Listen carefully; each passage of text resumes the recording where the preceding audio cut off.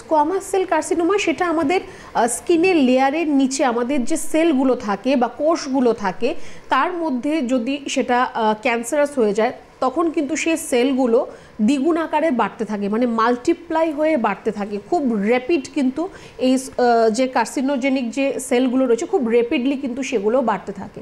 Squamous cell carcinoma এমনিতে আপনার life threatening নয়, যদি একদম খুব ইনিশিয়ালি যদি আপনার সেটা ধরা পড়ে সেটা কিন্তু আপনার জন্য লাইফ থ্রেটেনিং নয়। কিন্তু যদি অনেক দিন ধরে আপনার এই সমস্যাটা থেকে যায় যে আপনি ট্রিটমেন্ট করছেন না বা ঠিকভাবে আপনার ট্রিটমেন্ট হচ্ছে না, তাহলে কিন্তু পরবর্তী সময় গিয়ে সেটা আপনার সেল থেকে আস্তে আস্তে কিন্তু সেটা মেটাস্টেসিস হওয়া শুরু করে, মানে ছড়াতে শুরু করে আপনার সেল থেকে। তারপর সেগুলো কিন্তু আপনার অন্যান্য বডি পার্ট, আপনার অর্গান, সেগুলোকেও কিন্তু এফেক্টেড করতে পারে।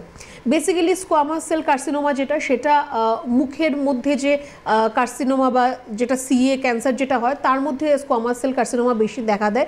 এছাড়াও আপনার ফেশিয়ালের মধ্যে আপনার স্কিনের যে একদম জাস্ট নিচের লেয়ার সেখানেও আপনার কিন্তু দেখা দিতে পারে, আপনার হাতে হতে পারে, যে কোনো জায়গায়। আপনার সর্বত্রই তো স্কিন রয়েছে, স্কিন আমাদের শরীরের সবচেয়ে বড় অর্গান, তো যে কোনো জায়গায় কিন্তু আপনার এই স্কোয়ামাস সেল কার্সিনোমা আসতে পারে।